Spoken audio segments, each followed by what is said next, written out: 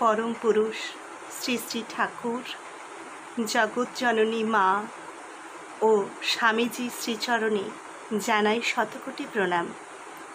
ছাত্রছাত্রীরা, আশা করি তোমরা সকলেই খুব ভালো আছো। বাড়িতে সবাই সাবধানে থাকবে। আজ আমি পঞ্চম শ্রেণীর বাংলা ব্যাকরণ থেকে একটি অধ্যায় পড়াবো। এর আগের দিনে পঞ্চম শ্রেণীর বাংলা ব্যাকরণের পুরুষ অধ্যায়টি পড়ানো হয়েছিল। আজ আমি সেই পুরুষ অধ্যায়ের অনুশীলনের কিছু কিছু প্রশ্ন তোমাদেরকে দেব। সেগুলো তোমরা বাড়িতে অভ্যাস করবে এবং তার সাথে নতুন একটি অধ্যায় সম্পর্কে ধারণা দেব।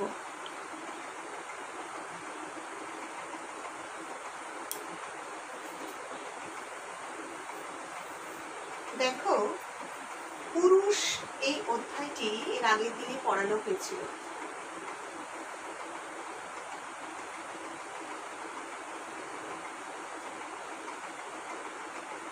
এই পুরুষ অধ্যায় থেকে নির্বাচিত কিছু প্রশ্ন আমি লিখে দেব। তোমরা সেগুলো কিন্তু বাড়িতে সকলে খুব ভালো করে অভ্যাস করবে। যেমন দেখো, 1 নম্বর প্রশ্ন,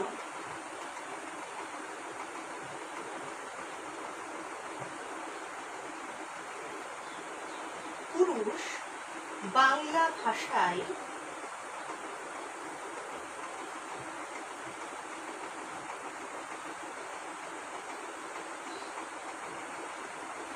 কয় প্রকার ও কি কি?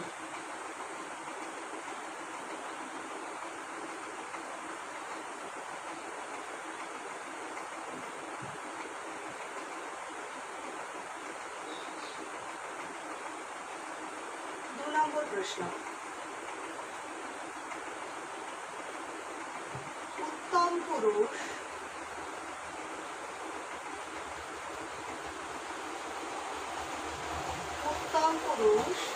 কাকে বলে?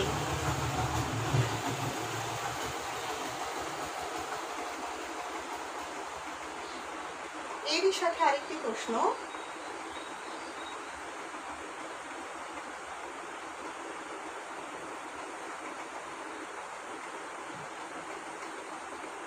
উত্তম পুরুষের দুটি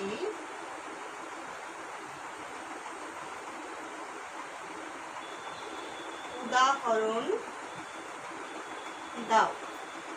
উত্তম পুরুষের দুটি উদাহরণ দাও। এবার চলে যাব তৃতীয় প্রশ্ন,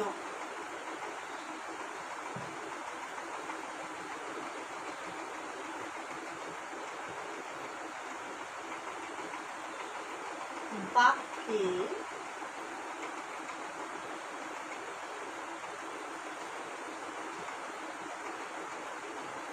পুরুষ পরিবর্তিত হলে অন্য কোন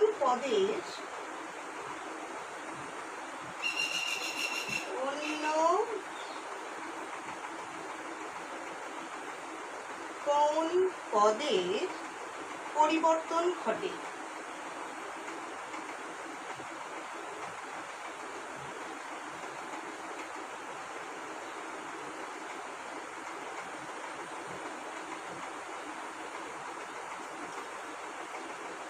এরপর চলে যাব চতুর্থ প্রশ্ন,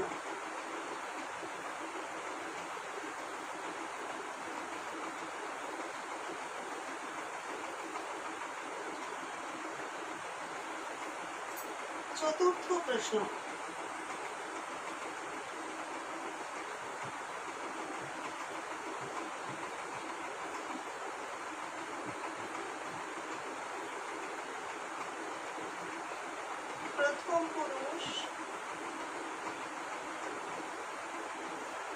কাকে বলে? প্রথম পুরুষ কাকে বলে? এরই সাথে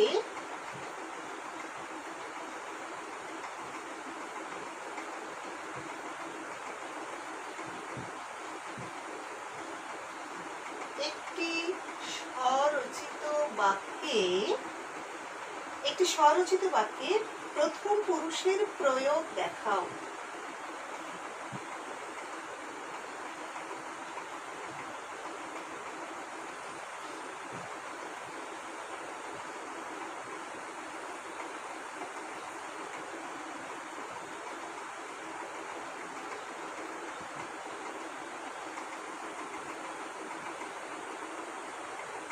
এই হলো চতুর্থ প্রশ্ন।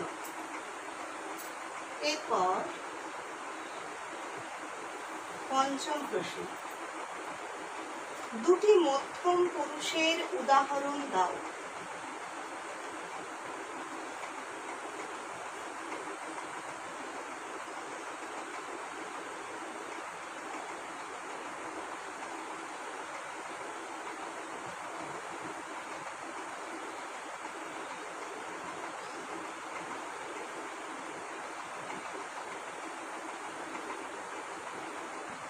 দুটি মধ্যম পুরুষের উদাহরণ দাও।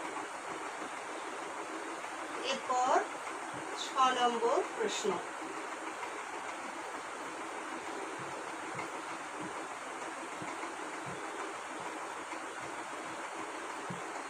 আমাদের এটি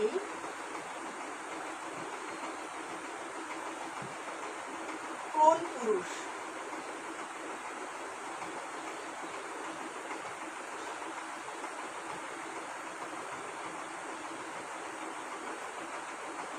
এই গেল পুরুষ অধ্যায় থেকে নির্বাচিত 6টি প্রশ্ন। এগুলো তোমরা বাড়িতে খুব ভালো করে খাতায় লিখবে এবং তার সাথে সাথে অভ্যাস করবে। এরপর আজ আমরা চলে যাব নতুন একটি অধ্যায়, যেটি হলো বচন। তাহলে দেখো, বচন পড়াতে গিয়ে প্রথমেই তোমাদেরকে জানতে হবে যে বচন কথার অর্থ কি, তাই তো? তাহলে দেখো, বচন কথার অর্থ হলো সংখ্যা। বচন অর্থাৎ সংখ্যা। বচন মানে সংখ্যা। এরপর আমরা সংখ্যাটা দেব।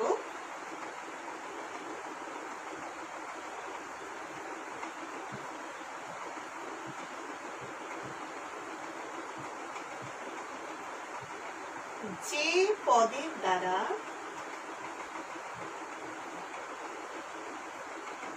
ব্যক্তি, বস্তু বা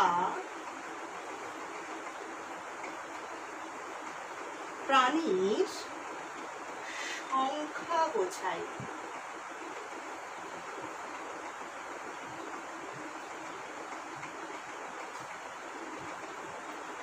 তাকে বলে বচন। তাহলে যে পদের দ্বারা ব্যক্তি, বস্তু বা প্রাণীর সংখ্যা বোঝায় তাকে বলে বচন। যেমন এবার আমরা একটা উদাহরণ দেখি। কি উদাহরণ? ধরো বললাম,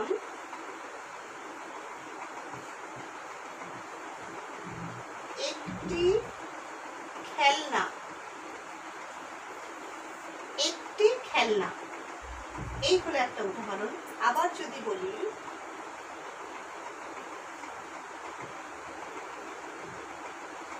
একটি ছেলে। আবার ধরো, একটি ফুল। তাই তো? এইগুলো দেখো একটা করে সংখ্যা নির্দেশ করছে। একটি খেলনা, একটি ছেলে, একটি ফুল। তাহলে এখানে কোনো ব্যক্তি, বস্তুর সংখ্যা নির্দেশ করছে তাই এটি হলো বচন। এই একটি, এই পদটি হলো বচন। দেখো, আবার এই একের থেকে অধিক সংখ্যাগুলো হয়ে যাবে বহু বচন। এই একটি হলো এক বচন, এখানে একটি বোঝাচ্ছে, এটি হলো এক বচন। আবার যদি আমরা বলি একের থেকে অধিক সংখ্যা বোঝায়, সেখানে হয়ে যাবে বহু বচন, তাই তো? তাহলে আমরা কি পেলাম না, বাংলায় বচন কয় প্রকার? না, বাংলাতে এই বচন হলো দুই প্রকার। কি কি?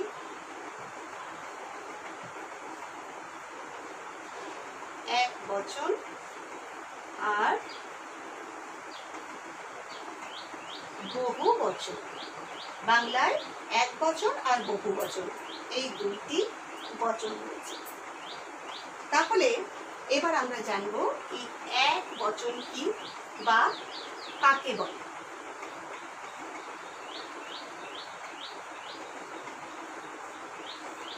এক বচন, এক বচন কি না, যে পদের দ্বারা একটি মাত্র ব্যক্তি, বস্তু বা প্রাণীকে বোঝায়।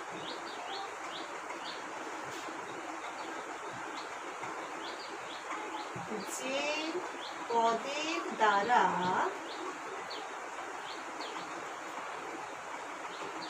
একটি মাত্র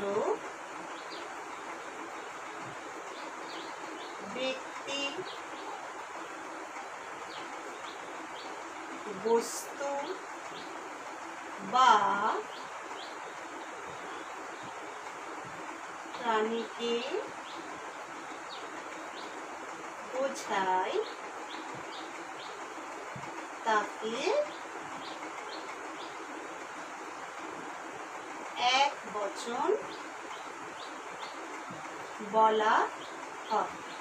যেমন আমি এর আগে উদাহরণ দিয়েছিলাম, এক বচনের উদাহরণ দিয়েছিলাম যে একটি ফুল, একটি বই, এইগুলি, একটি মানুষ, তাই তো? এগুলো হলো এক বচন। যেমন ধরো,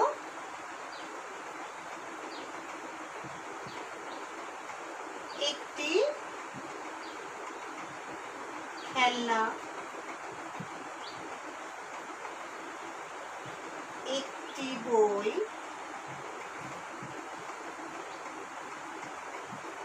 একটি ফুল, এগুলো হলো এক বচন। এরপর দেখো, এক বচন নির্দেশ করার জন্য বেশ কিছু নির্দেশক প্রত্যয় রয়েছে, সেগুলো দেখাবো। দেখো, এই একটি খেলনা, একটি বই, একটি ফুল, এগুলো না বলেও কিছু কিছু নির্দেশক প্রত্যয় রয়েছে, যেগুলো দিয়েও কিন্তু এক বচন বোঝায়। যেমন ধরো, ফুল, এটা থেকে আমি বললাম ফুলটি, ফুলটি বললেও কিন্তু একটি ফুলকেই বোঝায়। আবার বই,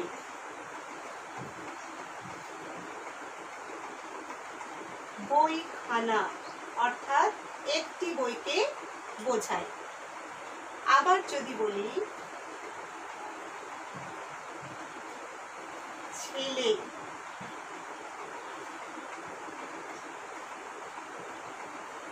ছেলেটা, অর্থাৎ একটি ছেলেকে বোঝায়। আবার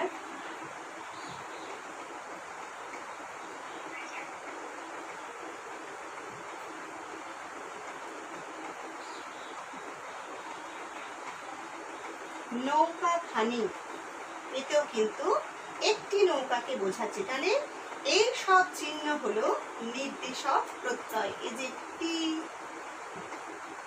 এখানে খানা,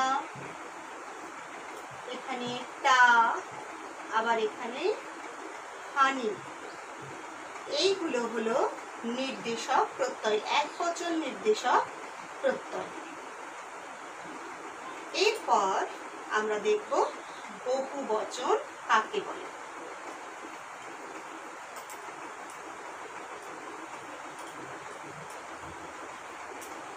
এরপর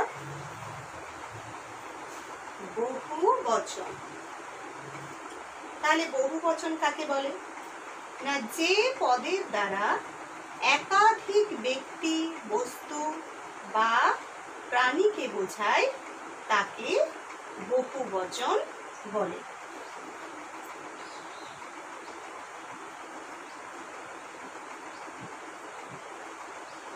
যে পদের দ্বারা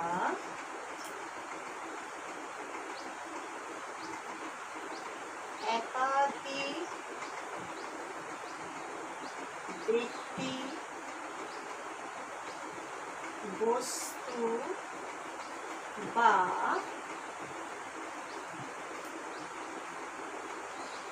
প্রাণীকে বোঝায় তাকে বহুবচন বলে। যেমন, তাহলে বহুবচনের আমরা কিছু উদাহরণ দেব। যেমন ধরো,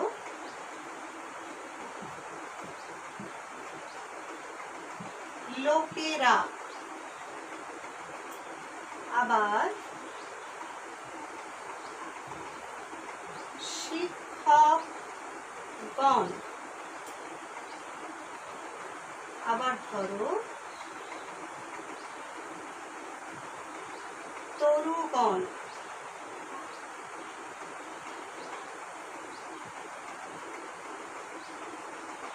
তারকা পুঞ্জ।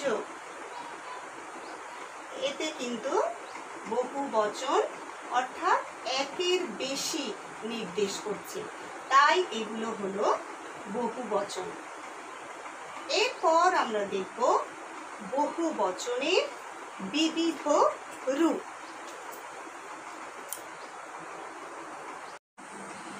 বাংলায় একবচনের সঙ্গে প্রত্যয় যোগ করে ও নানাভাবেও বহুবচন বোঝানো হয়। যেমন দেখো, এর 1 নম্বর উদাহরণ দিই। কি বলা হয়েছে না, বাংলায় একবচনের সঙ্গে প্রত্যয় যোগ করেও নানাভাবে বহুবচন বোঝানো হয়। যেমন তার 1 নম্বর নিয়ম দেখো, পদের শেষে রা, এরা, গুলি, গুলা প্রভৃতি প্রত্যয় যোগ করে বহুবচন হয়। তাহলে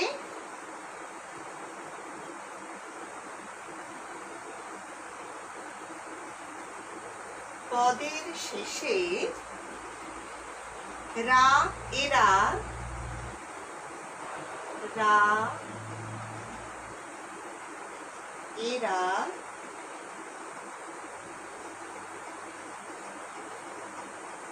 গুলি, গুলা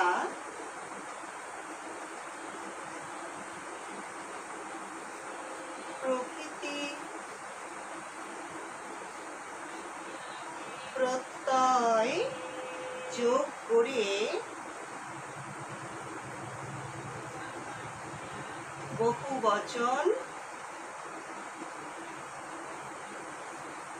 বোঝানো যায়।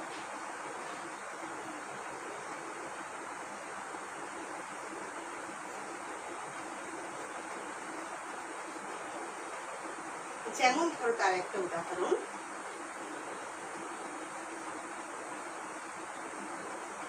কি না, আমরা যখন বলবো ছেলেরা, আবার যখন বলবো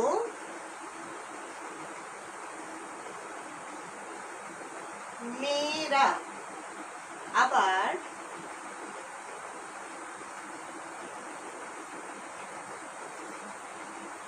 কলম ফুলগুলি। আবার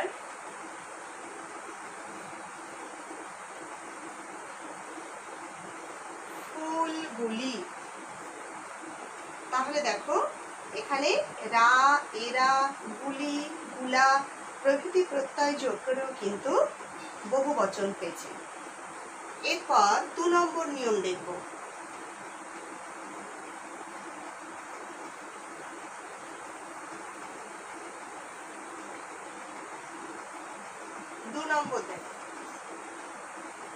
পদের শেষে গণ, আদি, বর্গ, বৃন্দ, রাজি, কুল, সমূহ, আবলি, মণ্ডলী, কুঞ্জ প্রভৃতি বহুত্ববোধক শব্দ যোগ করেও বহুবচন হয়। তাহলে দেখো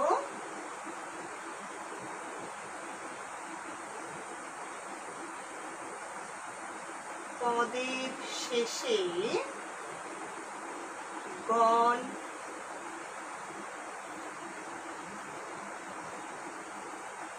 আদি,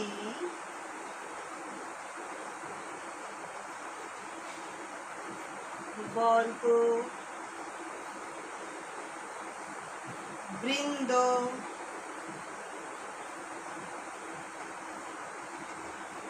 রাজি, কুল,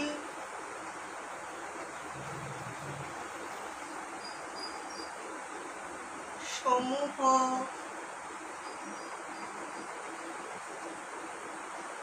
মণ্ডলী,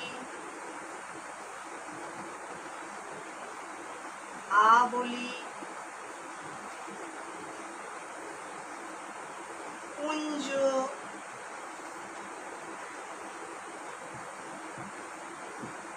প্রভৃতি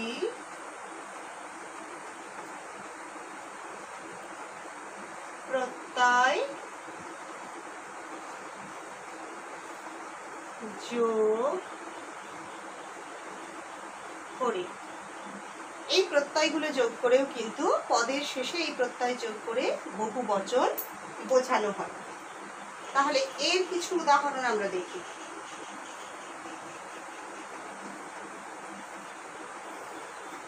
যেমন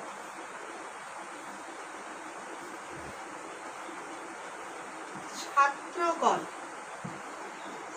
ছাত্র একটা পদ, তার শেষে গণ যোগ করে বহু বচন হয়েছে। আবার আমরা বলবো বৃক্ষাদি, বৃক্ষ তার সাথে আদি যোগ করেও কিন্তু বহু বচন বোঝানো হয়েছে। তারপরে দেখো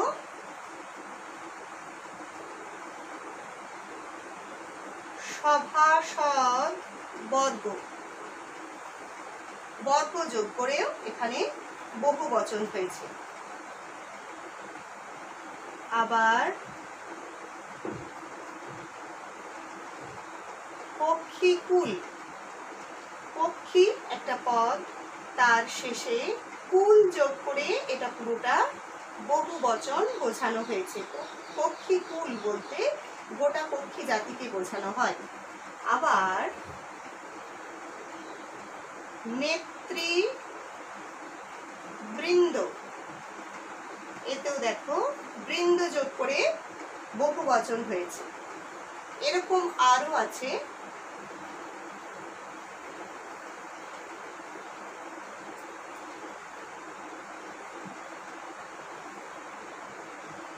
পুষ্প রাশি,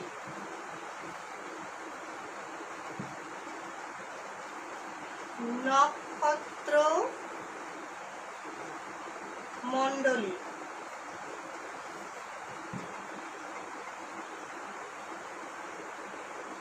মেঘ রাজি। দেখো পদের শেষে তাহলে রাশি, মণ্ডলী, রাজি এগুলো যোগ করে বহু বচন বোঝানো হয়েছে। এরপর যাব তৃতীয় রূপে।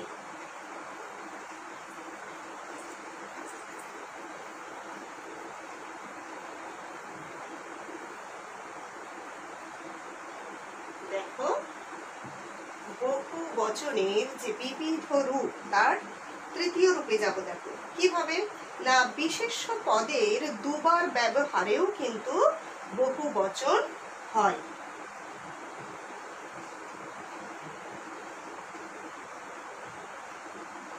বিশেষ্য পদের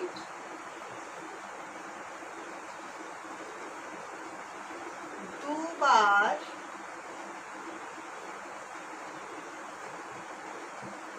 ব্যবহারেও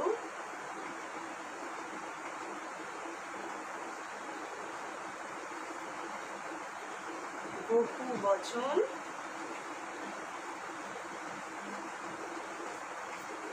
বোঝানো হয়।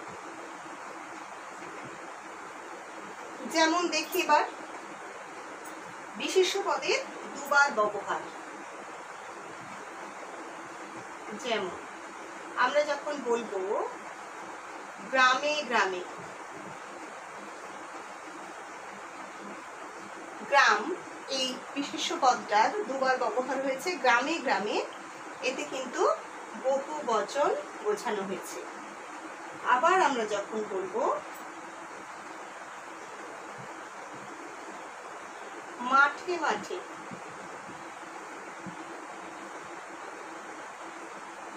শহরে শহরে, বিশেষ্য পদের দুবার ব্যবহারে দেখো এখানে বহু বচন হয়েছে। এরপর চতুর্থ রূপ।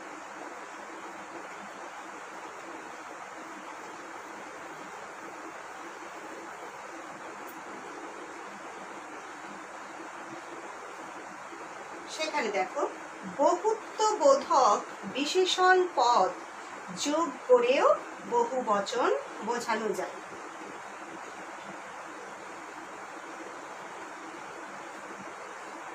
বহুত্ববোধক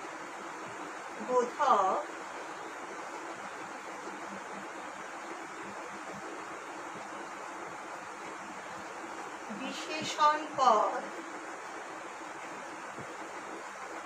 যোগ করে বহু বচন হয়। সেটা কেমন? যেমন এবার তার উদাহরণ আমরা দেখি। বহুত্ববোধক বিশেষণ পদ আমরা যোগ করে কিভাবে করতে পারি। যখন বলবো সকল ছাত্র, সকল এটা হলো একটা বহুত্ববোধক বিশেষণ পদ। সকল ছাত্র, শুধু ছাত্র বললে এক বচন হয়, আবার যখন আমরা বলে দেব সকল ছাত্র তখন কিন্তু সেখানে হয়ে যাবে বহু বচন। এরপর আবার একটি উদাহরণ দেখো।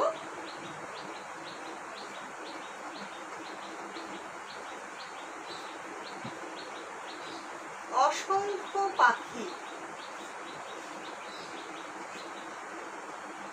অসংখ্য এই একটা বহুত্ববোধক বিশেষণ পদ।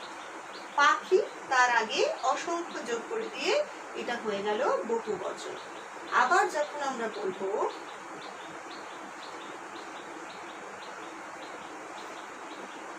অগণিত মানুষ,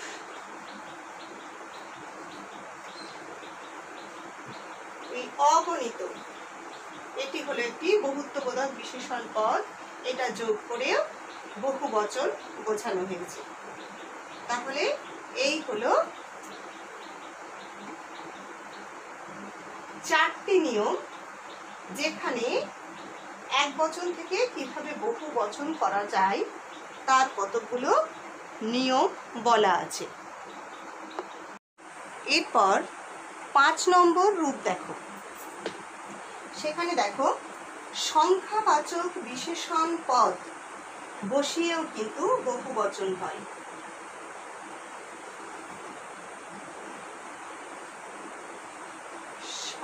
সংখ্যাবাচক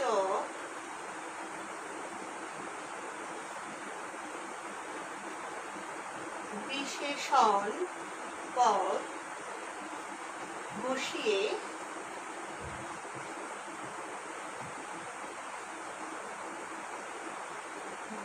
বচন হয়। কিভাবে? সংখ্যাবাচক বিশেষণ বসিয়ে কিভাবে বহু বচন হয় তার উদাহরণ দেখো। যেমন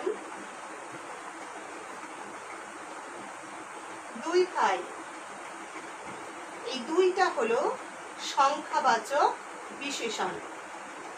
2 ভাই বললেই এটা কিন্তু একের অধিক হলো, তার মানে এটা বহু বচন। আবার যখন আমরা বলবো 4 ছেলে,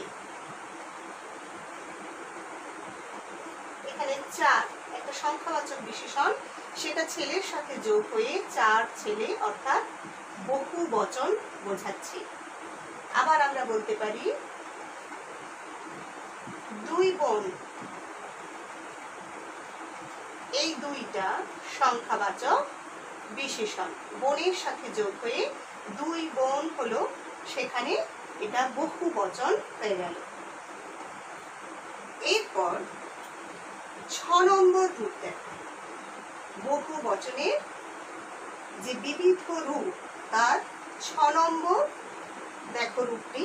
বিশেষণ পদ দুবার বসিয়েও কিন্তু বহু বচন বোঝানো যেতে পারে।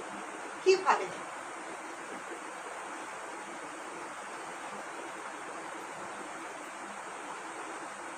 6 নম্বর,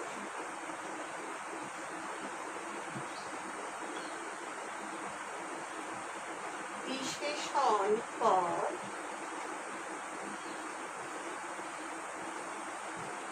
দুবার বসিয়ে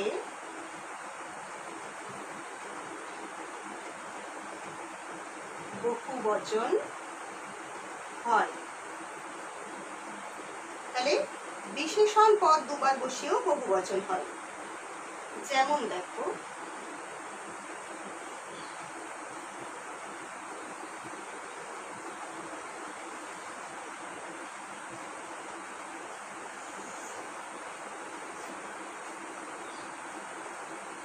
লাল লাল ফুল, এই লাল এটা হলো বিশেষণ পদ, বিশেষে গুণ বোঝাচ্ছে, এটা হলো বিশেষণ পদ। এই লালটা দেখো দুবার ব্যবহৃত হয়েছে, লাল লাল ফুল, তাহলেই কিন্তু একের অধিক বোঝাচ্ছে এবং সেটা হলো বহু বচন। আবার যখন বলা হবে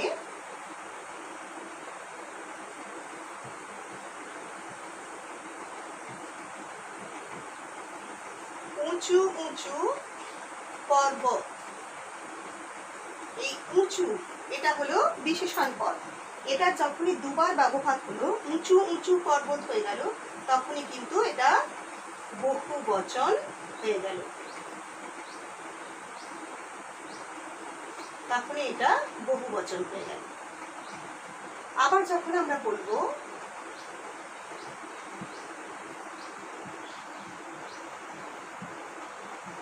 কালো কালো ঢিবি,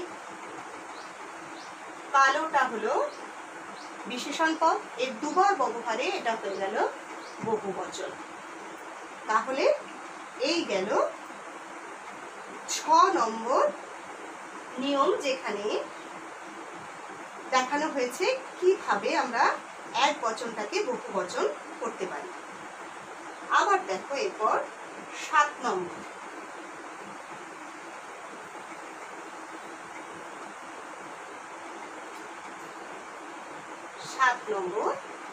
নিয়ম, সেখানে দেখো সর্বনাম পদ দুবার ব্যবহার করেও কিন্তু বহু বচন হয়।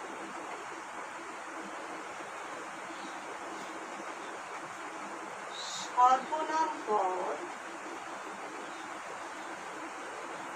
দুবার বসিয়ে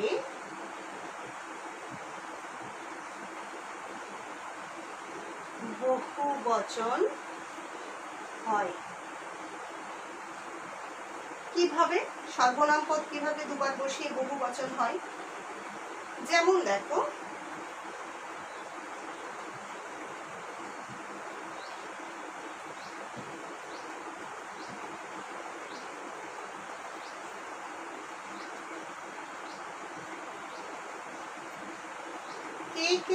যাবে, এই কে কে, কে এটা একটা সর্বনাম পদ, এটাকে যখন দুবার বসাবো কে কে মেলায় যাবে, তখনই একের বেশি বোঝাচ্ছে, নিশ্চয় একজন নয়। কে কে বলা অর্থাৎ একের বেশি লোককে নির্দেশ করা, তাই এটা হয়েছে বহু বচন। আবার যখন বলবো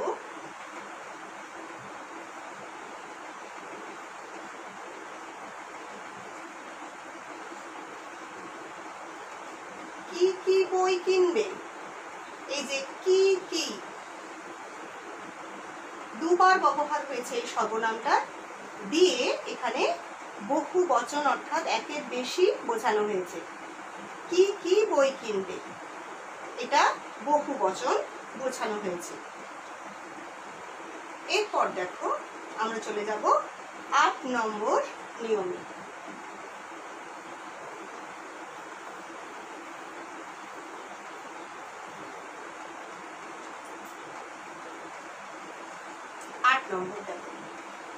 যুগ্ম শব্দ ব্যবহার করে বহু বচন হয়। যুগ্ম শব্দ ব্যবহার করে,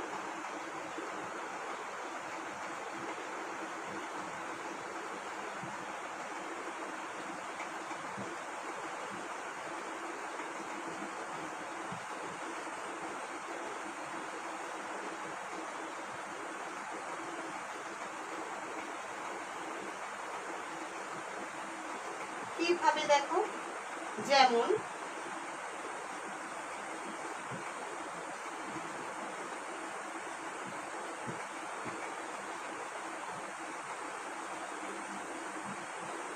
জামা কাপড়, এটা কিন্তু বহু বচন। আবার যখন বলবো খাল বিল, এটাও হলো বহু বচন, যুগ্ম শব্দ ব্যবহার হয়েছে। আবার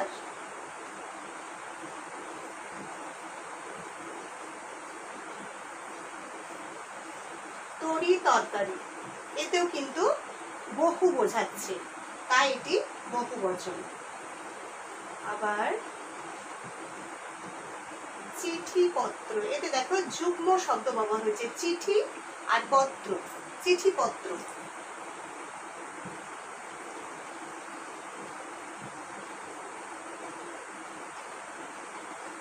বাসন কোসন, এইরকম কিছু উদাহরণ যেখানে যুগ্ম শব্দ ব্যবহার করে বহু বচন হয়েছে। এরপর দেখো দেখাবো তোমাদের এক সর্বনাম পদের এক বচন এবং বহু বচনের কিছু উদাহরণ। সর্বনাম পদের এক বচন এবং তারই বহু বচনের কিছু উদাহরণ।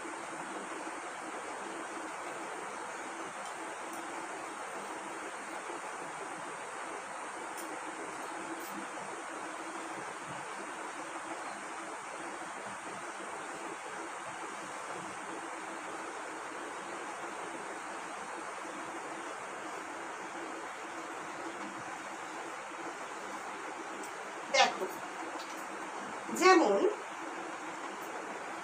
আমি, এটা একটা সর্বনাম পদ।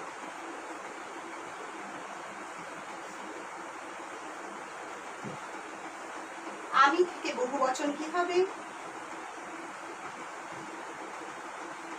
আমরা। আবার তুমি, এর থেকে বহু বচন কি হবে? না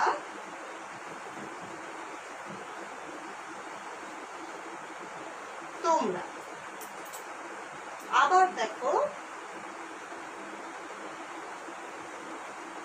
সে, এর থেকে বহু বচন আমরা কি করব? তারা অথবা তাহারা। আবার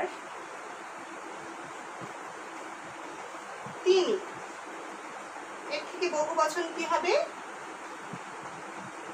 তারা অথবা তাহারা। আবার ইহা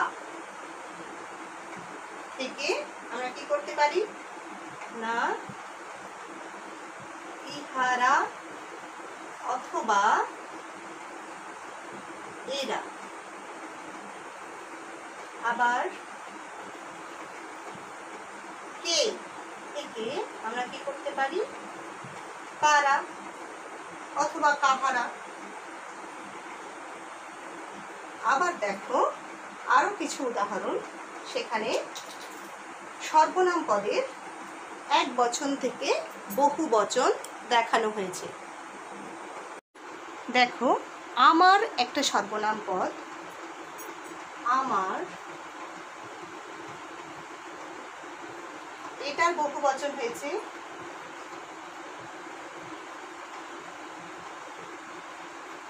আমাদের। আবার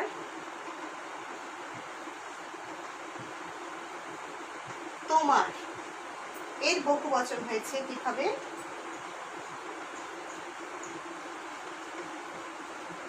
তোমাদের। তাহার অথবা তার থেকে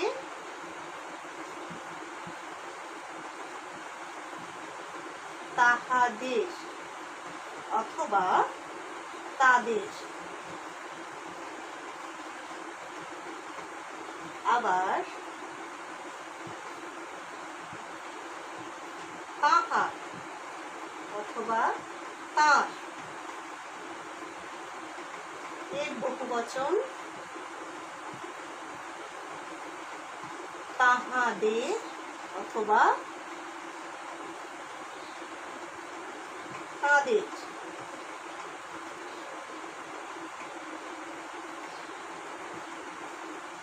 উহা থেকে উহারা অথবা ওরা। আবার কি যে থেকে বহু বচনে যারা। এরকম আরো উদাহরণ আছে যেখানে সর্বনাম পদের এক বচন থেকে বহু বচন হয়েছে। তাহলে দেখো ছাত্রছাত্রীরা, আমরা এই অধ্যায়ে কি দেখলাম, বচন অধ্যায়ে কি দেখলাম না, বচন কাকে বলে, বচনের সংজ্ঞা দেখেছি এবং উদাহরণ। বচনের যে দুটি ভাগ, বাংলায় এক বচন এবং দু বচন, এই দুটি ভাগ দেখেছি। তারপরে বহু বচনের বিবিধ রূপ, কিভাবে এক বচনের সঙ্গে প্রত্যয় যোগ করে নানাভাবে বহু বচন বোঝানো হয়, তার নিয়ম আমরা দেখেছি। তারপর সর্বনাম পদের এক বচন থেকে বহু বচন দেখানো হয়েছে। তোমরা কিন্তু প্রত্যেকে বাড়িতে এই বচন অধ্যায়টি খুব ভালোভাবে পড়বে। আজ এই পর্যন্তই। ভালো থেকো, সুস্থ থেকো।